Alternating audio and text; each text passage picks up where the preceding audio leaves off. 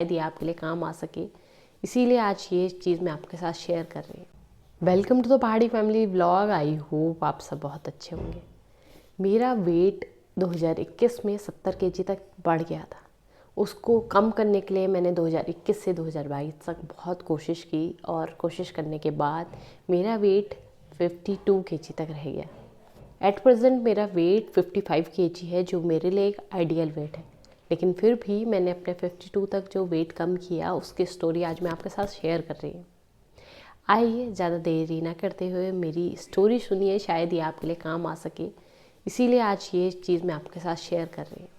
70 kg से 52 kg तक अपना वेट ले आना हो सकता है लोगों के लिए बिग अचीवमेंट हो, और ये बिग अचीवमेंट ना भी हो, लेकिन मेरे लिए एक बहुत बड़ी बिग अचीवमेंट थी जिसको मैंने अचीव किया।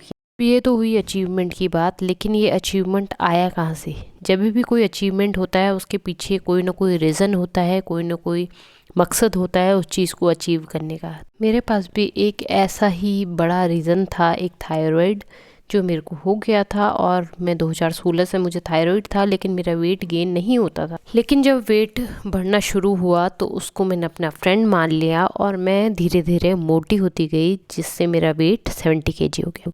इतना ही नहीं, इसके साथ साथ मेरे खड़े होने का स्टाइल चेंज हो गया, बैठने का स्टाइल में चेंज आ गया, और काफ़ी चीज़ें ऐसी थी जो अपनी बॉडी में मुझे चेंजेस लगने लगे। मेरी बॉडी हैवी हो गई, जिस वजह से मुझे बहुत तकलीफ होने लगी। अब एक साइड मेरा वेट गेन हो रहा था, दूसरी साइड मेरे दवाइयाँ चल रही थी, और बहुत सारे काम मेरे थे जिसमें मैं बिज़ी हो गई, और मुझे अपने वेट का एहसास ही नहीं हुआ। साथ ही जब मैं काम करती थी तो मैं कुछ ना कुछ खाती रहती थी बाहर से। कभी मैंने मोमो खा लिए, कभी मैंने बर्गर खा लिया, कभी कुछ पी लिया, कभी कुछ खा लिया, तो ये चलता रहता था।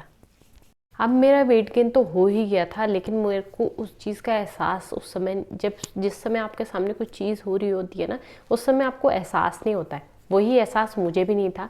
लेकिन जब मैं यहाँ से दिल्ली गई तो दिल्ली जाके मेरी सिस्टर और मेरी भाभी ने मुझे बार बार ये बोला कि तुम बहुत मोटी हो गई हो, तुम बहुत मोटी हो गई हो, तुम बहुत मोटी हो गई हो। कम से कम आधे घंटे तक इस बात पे मुझे लेक्चर मिला। तो वो आधे घंटे तक लेक्चर मिलने के बाद तो मैं किस कंडीशन में थी, मैं किस कंडीशन में काम कर रही थी, वो सारी चीज़ें मुझे ही पता थी। और तब तक वो जो बॉडी के चेंजेस थे और जो बॉडी में और प्रॉब्लम्स हो रही थी, वो मेरे ही को पता थी। मैं किसी से बोलती नहीं थी घर में, केवल मैं मम्मी को ये बात बताती थी कि मेरी एड़ियों में दर्द हो रहा है, मैं रोटी नहीं बना पाऊँगी। बस इस बात का मुझे था कि हाँ, मेरे साथ ये हो रहा है। लेकिन जब मुझे आधे घंटे तक लेक्चर मिला तो उसके बाद मुझे एहसास हो गया कि हाँ, अब मैं मोटी हो गई हूँ, और उसी दिन मैंने डिसाइड कर लिया कि मुझे पतला होना है। तो उस अचीवमेंट के पीछे उन लोगों का हाथ है, जो उन लोगों ने उस समय मुझे फोर्स किया पतला होने के लिए। उसके बाद मैंने अपने 1-2 दिन वहाँ पर रही और अपना दिल्ली का सारा काम पूरा करके निकल गई देहरादून के लिए। देहरादून पहुँचते ही मैंने अपना काम शुरू किया। अब मैं पहुंच चुकी थी देहरादून में, और मैंने अपने सारे काम, जैसे आपको बताया ही, दिल्ली के फिनिश कर चुकी थी। और इसके बाद जो उन्होंने एक नया टारगेट मुझे दिया था वेट लॉस का, वो करना भी मैंने शुरू किया।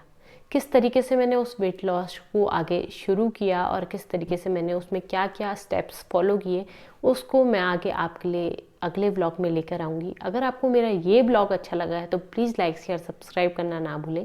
साथ ही में बेल आइकन दी हुई है, उसे प्रेस करें, जिससे सबसे पहले नोटिफिकेशन आपको मिल सके और आप मेरे सारे ब्लॉग्स को एंजॉय कर सकें। आज के ब्लॉग में बस इतना ही। कल फिर मिलते हैं एक नए ब्लॉग के साथ। तब तक के लिए स्वस्थ रहें, मस्त रहें, प्यार बांटते रहें।